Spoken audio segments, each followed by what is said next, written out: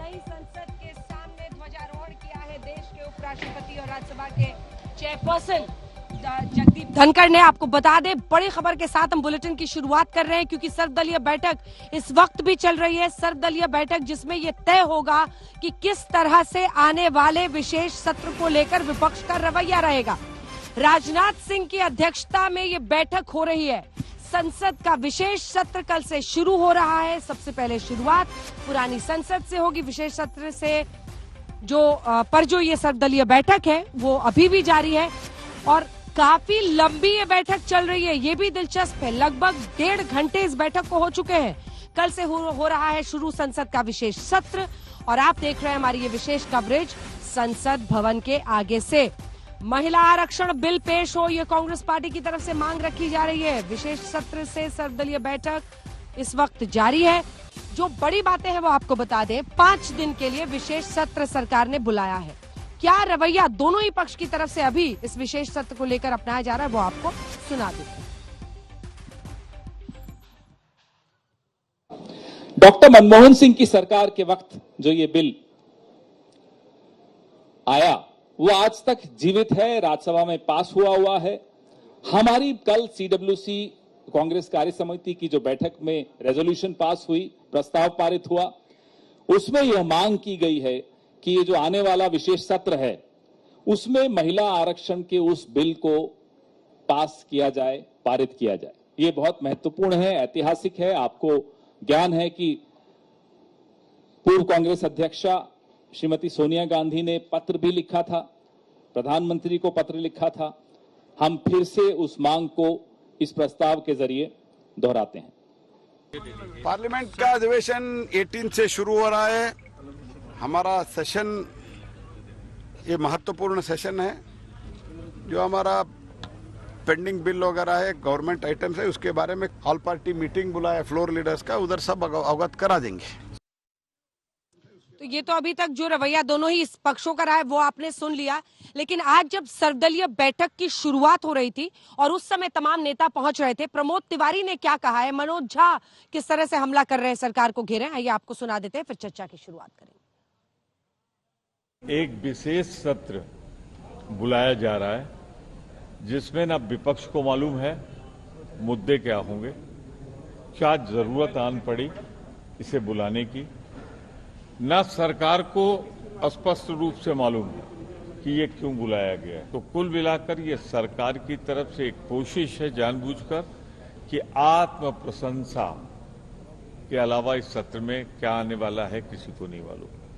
महत्वपूर्ण ये है कि संसद का ये विशेष सत्र सरकार ने क्या सोच के बुलाया है ये आज तक कोई नहीं जानता। लेकिन जब संसद का सत्र आया है तो देश के सामने जो मौजूदा बड़ी चुनौतियां, देश सिर्फ राजा तेरे सुबह की जय राजा तेरे शाम की जय से नहीं चलेगा। मणिपुर के हालात क्या है, अभी कश्मीर में क्या हुआ, हालांकि उस दिन के विजुअल्स थे कि ये लोग जश्न मना रहे थे अपनी पार्टी के ऑफिस में G20 का। रोजगार को लेकर के कोई ब्लूप्रिंट है?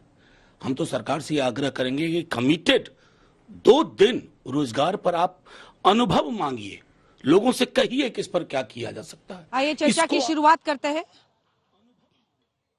आइए चर्चा की शुरुआत करते हैं। 4 खास मेहमान हमारे साथ यहाँ पर जुड़ गए हैं। संसद भवन के आगे से आप आज तक की ये विशेष कवरेज इस पूरे विशेष सत्र में देखेंगे। शहजाद पूनावाला, राष्ट्रीय प्रवक्ता भारतीय जनता पार्टी के हमारे साथ जुड़ गए। डॉक्टर अंशुल अभिजीत, प्रवक्ता कांग्रेस पार्टी के हमारे साथ जुड़ गए हैं। आशुतोष वर्मा, राष्ट्रीय प्रवक्ता जो है समाजवादी पार्टी के, और हमारे साथ बने हुए अरविंद वाजपेयी जी, मुख्य प्रवक्ता जो कि चीफ स्पोक्स पर्सन है एलजेपी रामविलास गुट के। लेकिन चूंकि 4 बिल की चर्चा हो रही है, शहजाद जी कुछ तो बताइए क्या विशेष है इस विशेष सत्र में। इससे पहले अधीर रंजन चौधरी बोल रहे, मुझे लगता है सर्वदलीय बैठक खत्म हो गई। आइए आपको सुना देते। दोनों तरफ की मेंबर को ही वंचित होना पड़ेगा, ये तय है। या नया सदन में हम जाएंगे, पुराना से सरकार ये हमें ऐलान किए हैं, और कोई फोटोग्राफी बनेगी और 2-4 बिल भी लाएंगे। और ये सदन में कल ही 11 बजे से चर्चा शुरू होने वाला है। हमारे 75 साल गिरे हुए 75 साल की हमारा संविधान सभा की बात को सामने रखते हुए हमें चर्चा भी किया जाएगा कल। तो यही 2-4 मुद्दे हैं। आपको सरकार ने स्पष्ट तौर पे कहा कि कोई और बिल आएंगे, इन 4 बिल जो लिस्टेड हैं उसके अलावा सरकार ने कहा कि कुछ और बिल आएंगे, क्या वही तो कहा, और 3-4 आइटम आज जुड़े हैं उसमें। वो हमने कहते कि आप सारे लोग सब मेंबर को दिए गए, सारे पार्टी को दिए गए हैं, ये 5-7 और आइटम है। कौन से आइटम पता नहीं, वो सरकार मतलब ये उन लोगों का पोर्टल में आ चुके हैं ना, अब देखिए। 4 तो बिल आए हैं, 4 तो हमारे पास ही है 4, लेकिन इसके बाद भी कुछ पोर्टल में वो लोग डाले हैं, लेकिन वो छोटे मोटे कुछ है, अभी पता नहीं। इसलिए कहते हैं कि सरकार की मंशा सरकार जाने, कोई चमत्कार करना चाहती है कि ना चाहते हैं ये सरकार खुद जाने, लेकिन हम लोग हमारी तरफ से अपना मुद्दा हम लोग रख दिए हैं। जैसे कि हमारी तरफ से चर्चा चाहते थे कि कास्ट सेंसस पे सरकार कोई नीति निर्धारण करे। सरकार ये बेरोजगार, महंगाई, ये हमारे चाइना बॉर्डर पे जो चीनी फौजों की जो अतिक्रमण हुए, अदानी साहब के मुद्दे, मणिपुर की हालात, जम्मू कश्मीर की आज की स्थिति, सारे चीज़ों पे सरकार ध्यान दे। और जो हमारे जो सांप्रदायिक दंगा जो हो रहे हैं हमारे देश की कोई स्टेटों में, इसके बारे में सरकार संज्ञान में लाए। और हमारे ज़्यादातर जो पार्टियां हैं, विपक्ष, सारे पार्टियां की एक ही मांग थी कि भाई वुमेन्स रिजर्वेशन बिल इस सदन में पारित किया जाए। ये शुभ अवसर पर वुमेन रिजर्वेशन बिल को पारित करके सरकार नए सदन की शुरुआत करे, ये भी मुद्दा रखे गए हैं। फिर भी चर्चा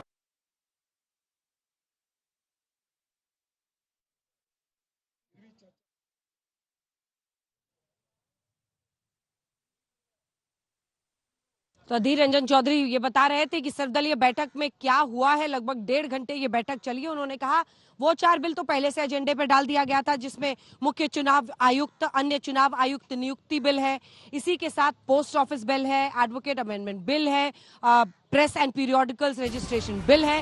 लेकिन उन्होंने कहा कुछ और भी चीजें इन्होंने पोर्टल में डाली हैं, लेकिन वो छोटी चीजें हैं। सरकार की मंशा पर वो सवाल खड़े कर रहे हैं। अधीर बाबू का ये कहना है कि जो बड़े मुद्दे देश के हैं उस पर तो आप सर्वदलीय बैठक करके विशेष सत्र बुलाते नहीं हैं, अपना एजेंडा चला रहे हैं। पहले तो ये बताइए कि नई संसद, नया सत्र शहजाद बाबू, विशेष क्या है? 18 से 22 5 दिन का विशेष सत्र आपने बुलाया है, उसको जस्टिफाई कीजिए।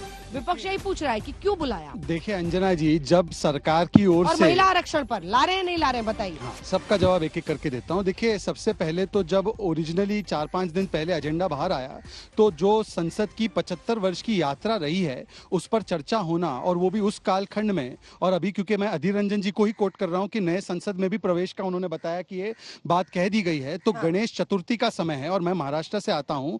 गणेश जी के आशीर्वाद के साथ इतने शुभ अवसर से बेहतर अवसर हो सकता है विशेष सत्र रखने का?